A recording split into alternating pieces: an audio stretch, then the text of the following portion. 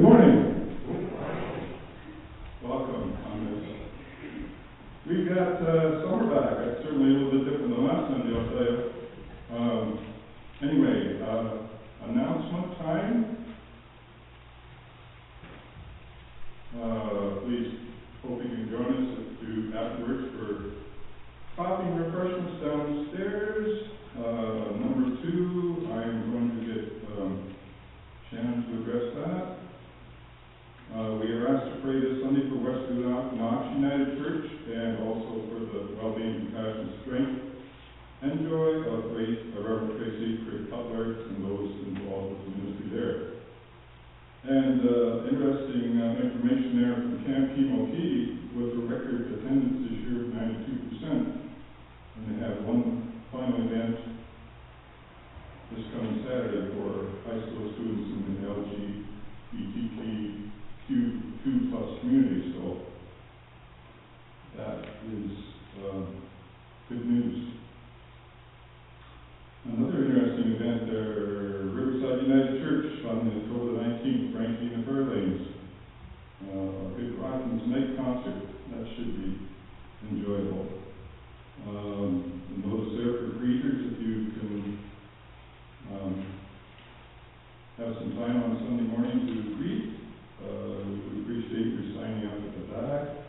Wednesday morning coffees is always a enjoyable event, so hopefully you can come up to that sometime.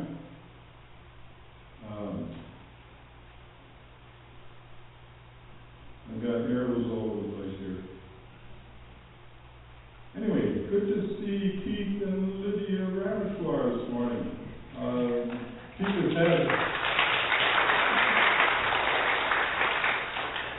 has had some health problems, but he looks just fine today, so it's good to see you two. Also, if maybe some of you don't know that Brian Curtis and Pat McLean were married on September the 1st. So,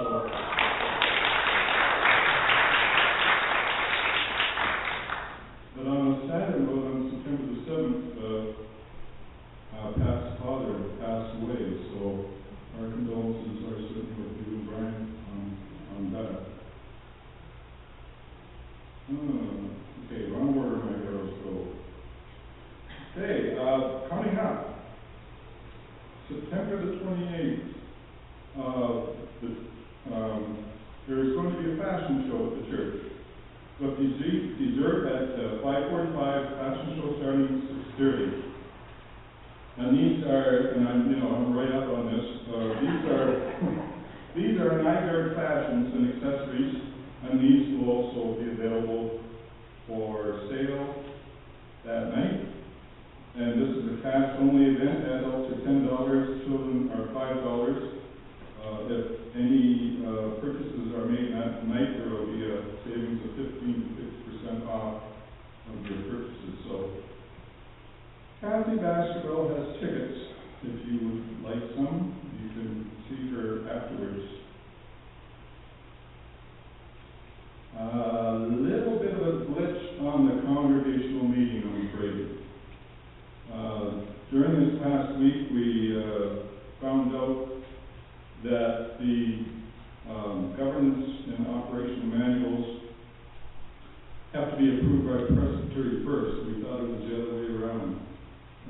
So Presbytery has not, it's in process at Presbytery, let's put it that way. The Presbytery meeting is September the 25th, which will be, by the way, held here. The second last Presbytery meeting is going to be held here at this church on September the 25th. So that's when final approval will take place with the full Presbytery. So we will have to reschedule that meeting for sometime after the September the 25th. So sorry about that. We just found that out in the last few days. Are there any other announcements? Mary? I think we need to note on the aging of the church. As you're aware, the United Church is not going to be completing starting the first of January this year. We do have a new moderator. His name is Richard Bott, yeah. Richard Bott. And he's a good server. In the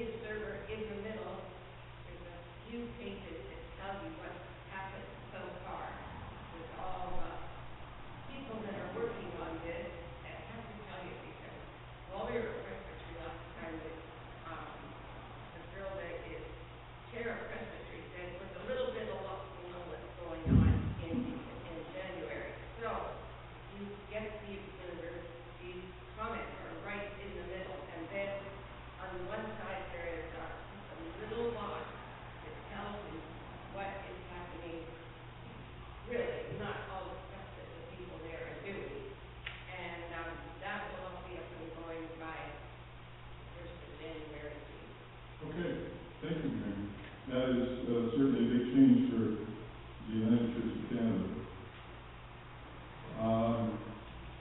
If there are no other announcements, Shannon Wakeman has ministry and personnel update for you.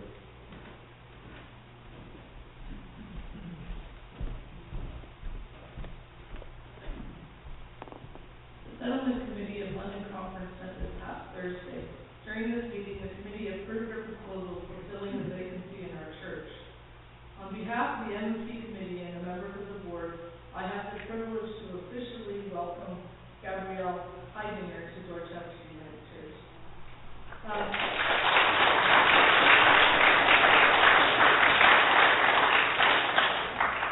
Gabrielle is a candidate for the Order of Ministry, and she will be with us as a student supply appointment. Gabrielle comes to us highly recommended and brings with her many talents and skills that will help her lead this pastoral charge as we journey into the future. Please join me in welcoming Gabrielle.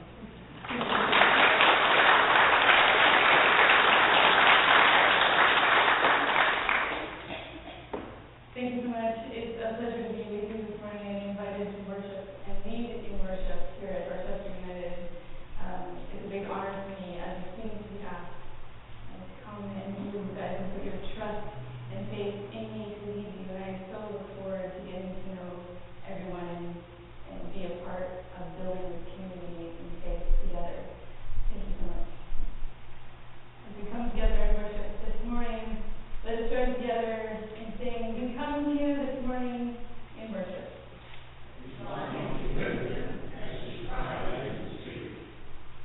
We see her on a busy corner.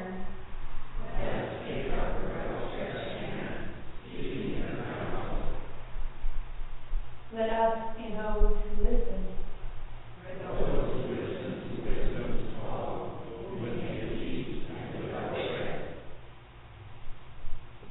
Be with us in this place, O God.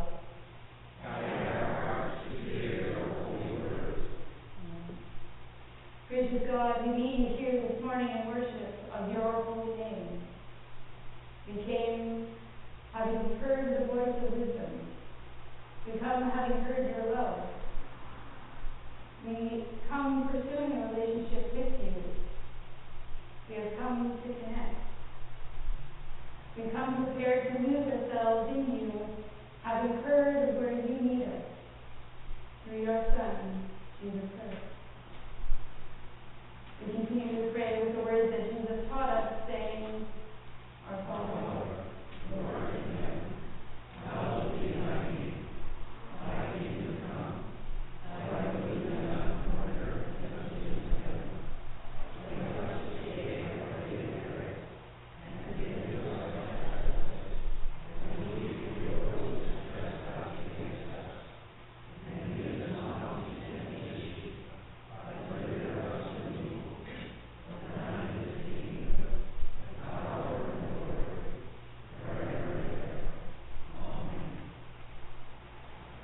Join together in singing hymn number 106 in more voices, I Am the Dream.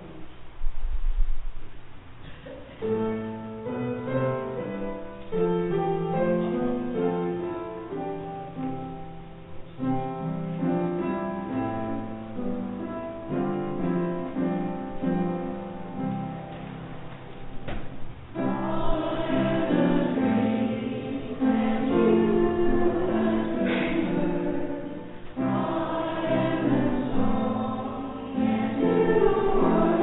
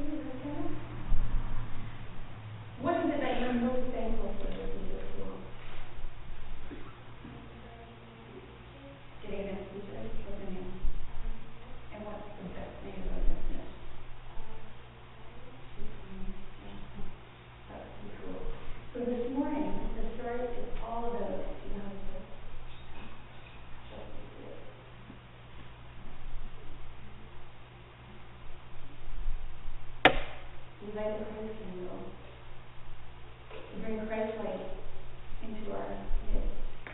Remind us that He's always with us, He's always here. And like your awesome teacher that guides you through class, He's here to teach us about living good life.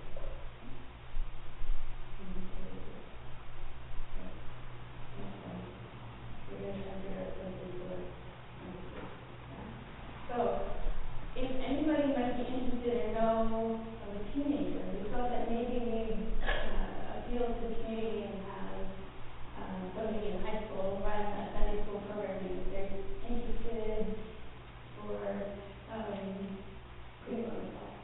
in working with children and engaging them in games that are exciting and leading a small educational portion of an hour, it would be really awesome if you guys could help them take them downstairs and play and do games or something like that, and we could put it towards volunteer hours for you guys, is that a requirement in high school? So if you know anybody or are interested, please come talk to somebody at the worship committee or myself, and we can start to get things rolling out.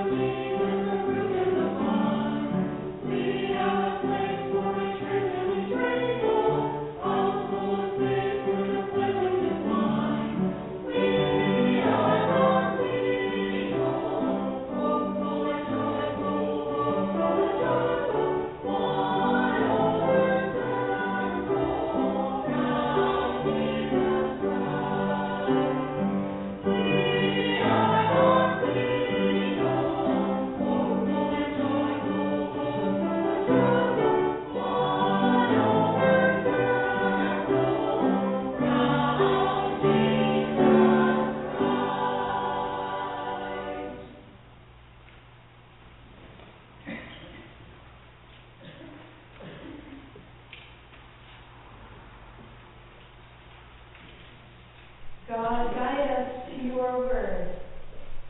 Help us make room for the Holy Spirit to cast light upon our path, guiding us forward, encouraging our vulnerabilities. Help us with the courage we need to fully lose ourselves within you, letting go of the precipice of what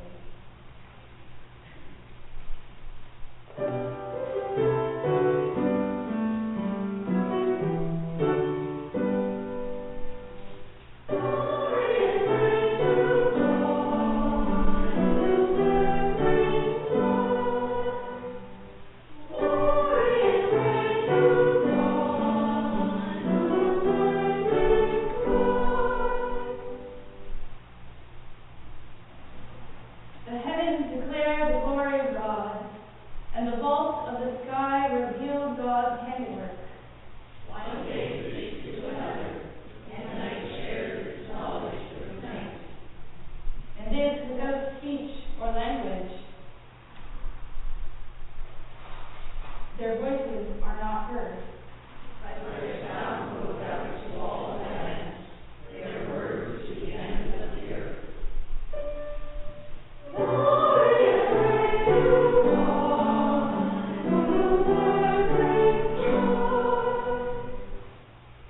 In a heaven, God has pitched a tent for the sun, which comes out like a bridegroom from under the canopy, like an athlete eager to run a race. Its rising is at one end of the sky. It runs its course together, and there is nothing that is hidden from its feet.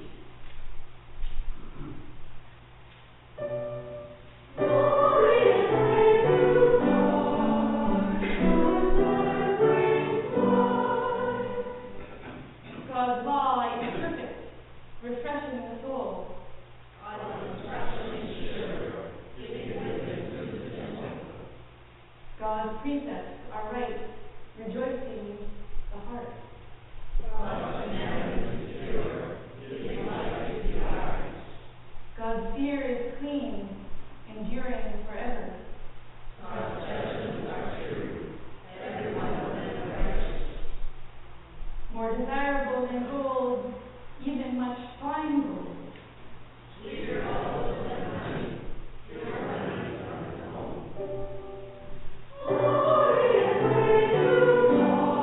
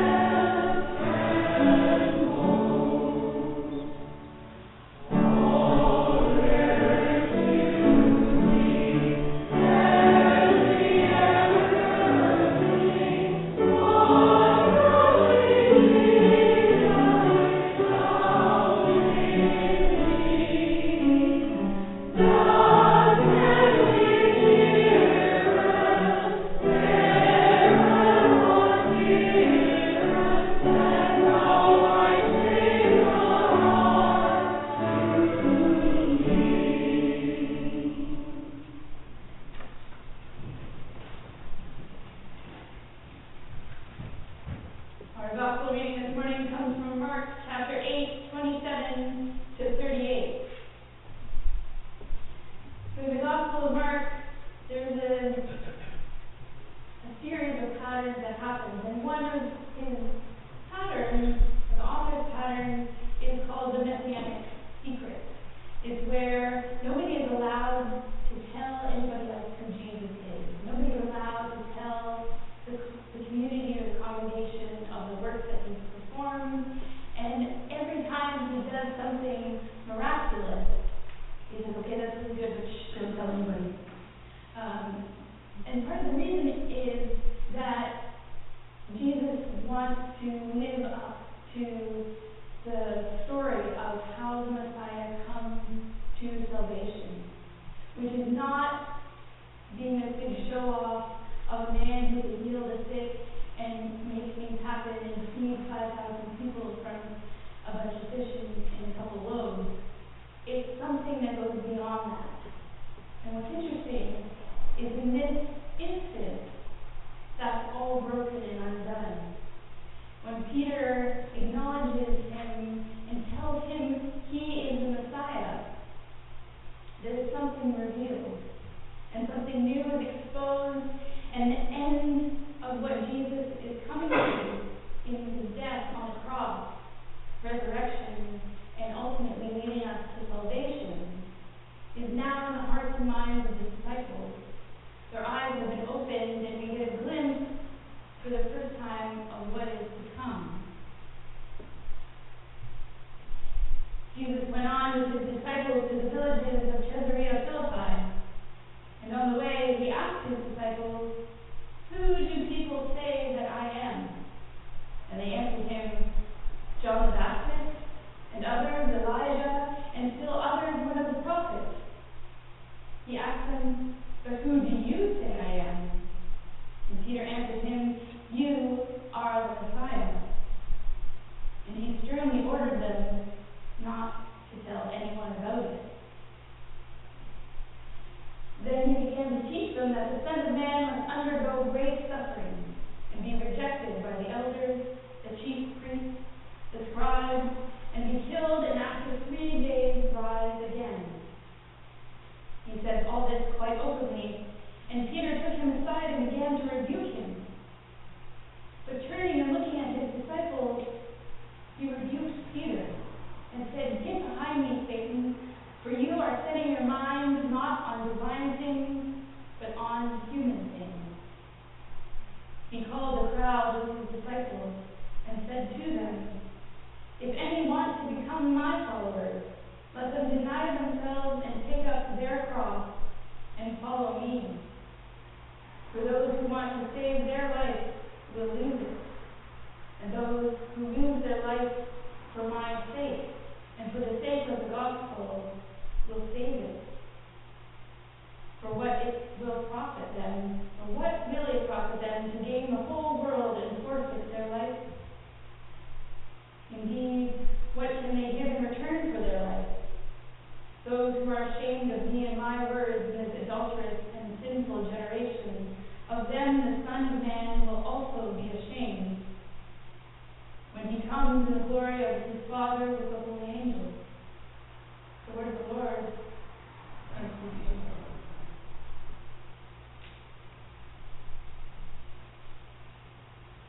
Losing yourself, losing your life in him, giving up oneself and filling it with God. How do we lose ourselves and give in to God's power? How even if you lived a perfect Christian life, if you withhold self, if there is a part of you that is holding back from giving over to God or handing over all of that vulnerability, there is something that's missed.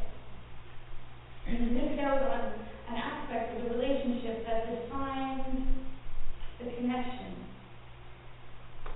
Now, relationship stems from a late 14th century word that means connection or correspondence. Also, the act of telling. And I like that. It's a partnership or a relationship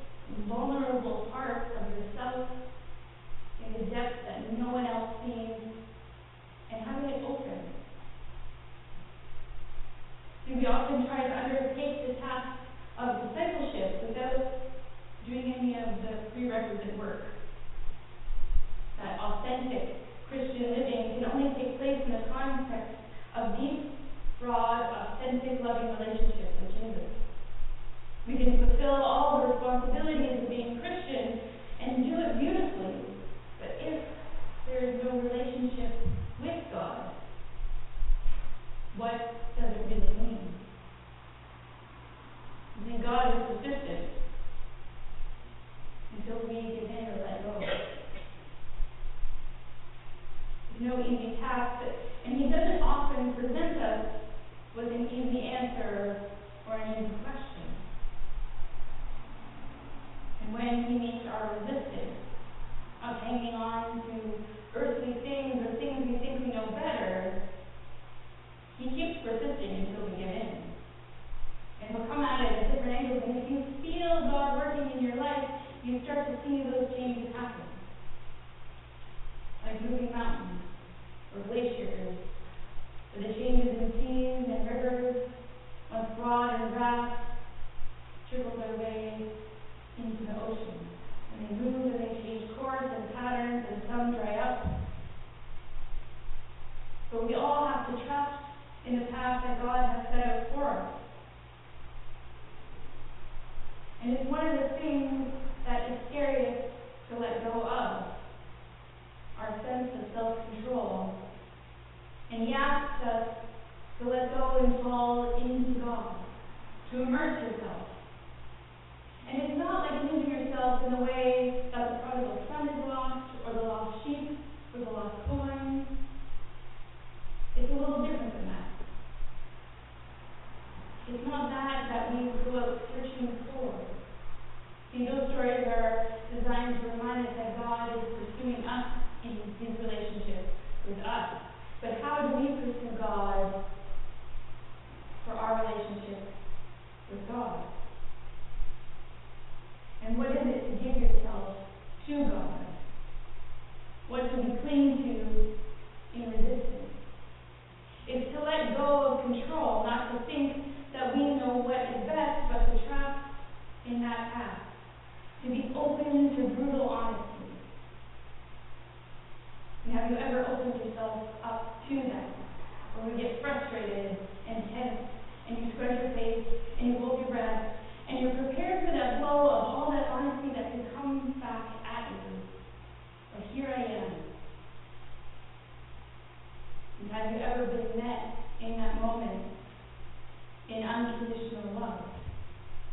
That stuff that, instead of criticism or anything negative, all the things that make you, you, are named and adored and loved and held.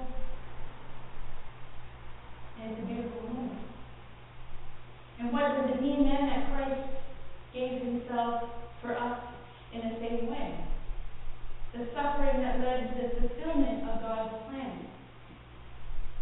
It is fully trusting to show that true naked self. And this is an even more uncomfortable kind of naked than the physical. This is bare nakedness of the soul. This is the nakedness that shows your deepest, most thoughts, intentions, and feelings. All that stuff that's in your initial gut reaction that are beyond your control and beyond your filter. Those things that would never escape out into the open are now revealed before God. And then, instead of criticism or judgment, we are being held, being loved for all those bits that we don't really love about ourselves. But God can work through that true self. God has made you intentionally. He has made you with a purpose. And how are we investing in that relationship? How are we just going through emotions and comparisons? How do we deny what is truly called for us? It's easy to ignore and put in the back of your head, but it's a hard challenge. The hard challenge is living on the line of walking through good action to avoid being faced with what God really calls us or wants us to do. With hiding the bits that we don't really like or feel ashamed of.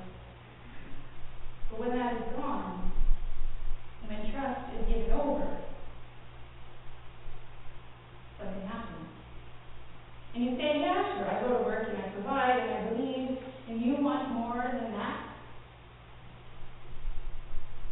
What if God doesn't like those secret parts of me that I hold in my safe locked behind closed doors, away from any kind of secret.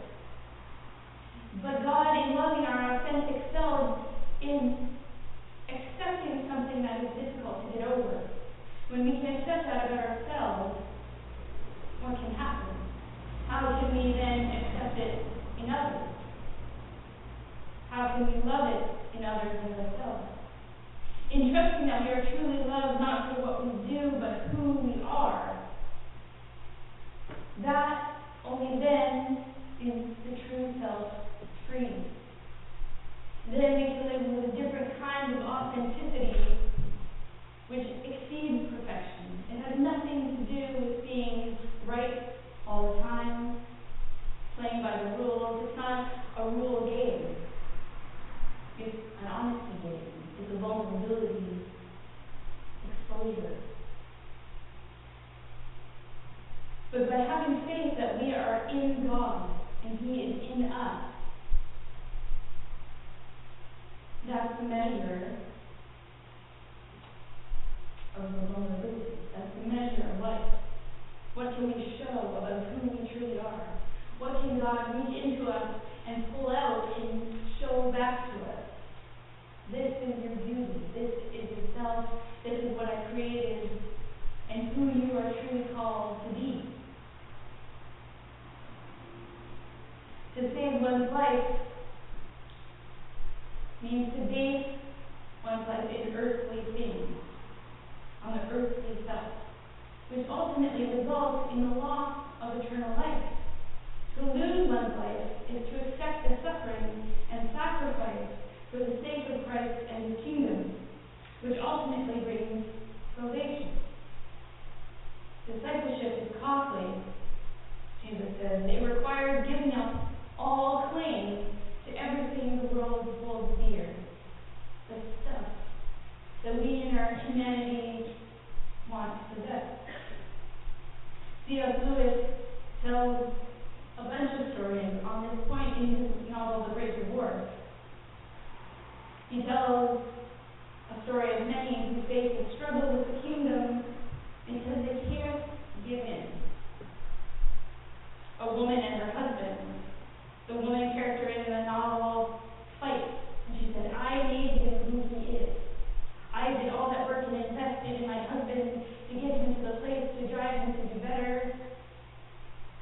And if that is not recognized at the gates of the kingdom, I'm not sure if I want to go in. What about the work that I did, God? And she's met with an angel who tries to shift her perspective and say, it's not about what you did.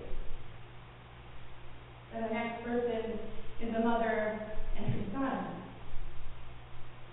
And instead of the son who has gone before her into the kingdom, she's met with another relative. And she spends her whole life longing and mourning for her loss. And in this tragic story, because she can't let go of her grief and she can't let go of that earthly mourning and has been looking forward to this moment for the whole life that she's led until this point, she can't go past the gate either. She can't go in because she's not met with Him first. God, why do you continue to punish me? So she will deny herself the kingdom to reside in her mourning. And then the next man is a man and he's crying. And he gets to the kingdom and he's met with a friend who has committed some unsaid act of violence or felony. And looks at him and says, how did you get here? And if you are here before me, I don't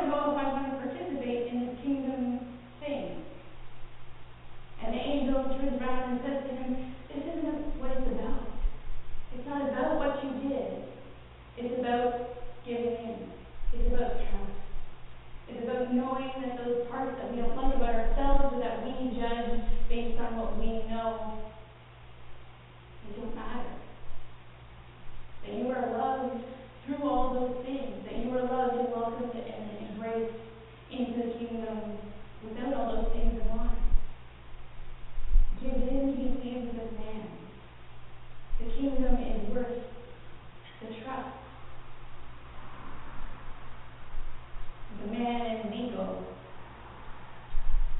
See, God's call is there and persistent. And all those characters, they turn and walk away. They say, that cross is too heavy to bear. It's a burden, and I choose comfort. I choose to go back to my place where I can live clinging to my own ideals, clinging to my own sense of protection and control. I choose comfort. I choose to believe that my way is best. And they refuse to give in, and they refuse to let go and trust in God. They followed the road, they did the right thing, and therefore they deserve the reward. But they fail to foster the relationship. They don't trust that they have the stuff beyond what they can control to make God happy. But they fail to realize that God is already happy. They are already held in love, and all that they have to do is open the door. And if God doesn't agree with them, then God is wrong. And they are happy to sit in their own reality and wait for God to agree and try to out-stubborn God's persistence. But this thing is the letting go of bias or belief. When a leader, when a football captain has to bury his ego for the sake of his team, to have trust in their ability and to know that they rely on his leadership to work together. It's a running for play. I don't know everything. We'll work together, and I'll trust in all of your gifts to make this thing happen, to come together. It's when a person is in the middle of a huge fight and suddenly stops and starts to listen instead of just thinking of what their next argument or comeback is going to be. It's that momentous occasion when your teenager takes the car for the first time. And you have to have faith that they'll come back and pull into the driveway, and you pace around anxiously, even if they just went down to the corner store. And it's scary, and you're full of doubt and uncertainty and all those lists of things that can happen. And you're waiting until you hear the turn of the door handle and you come walking back in. And is that how God feels about us? He's been waiting there anxiously pacing to see if we will fulfill the destiny that is laid out for us. For us to come back through the door. Is it the relationship of losing yourself in another, God in you, and you in God? And the voice is calling out for us to listen. Saint Benedict, who founded one of the first monasteries, one of the rules of the monastery, the orders, was listen. To stop and listen. And listen not only with your ears, but the ear of your heart. What does it say? What is it calling to you? My voice is calling out for us to listen. Listen to the fact that the cross is the testimony of God's faith in us, in His Son, in God's submission to the sinful, unjust ways of humanity. God gives in. He gives His whole self. He gives the most that you can ever give in the sacrifice of His only Son.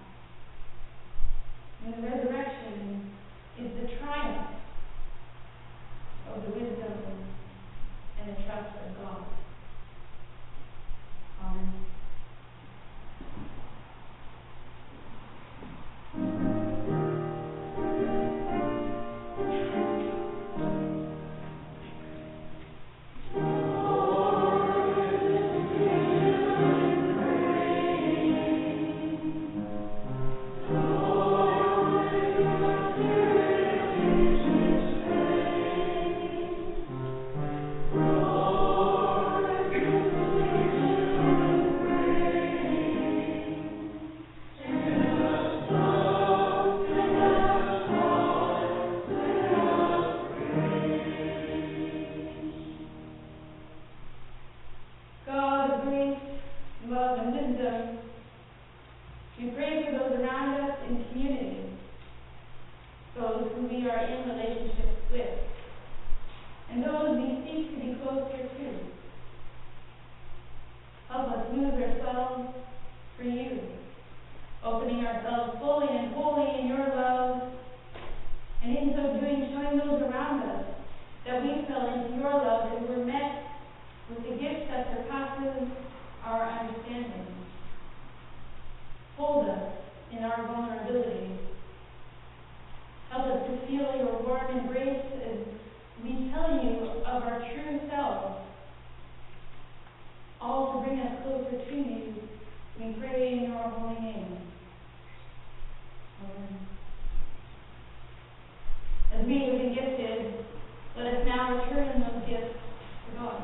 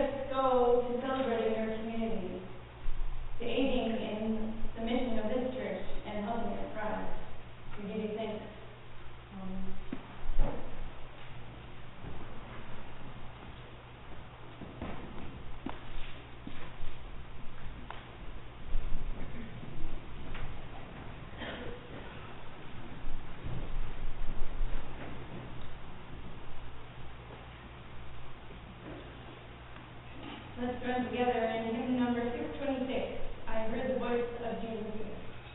Thank you.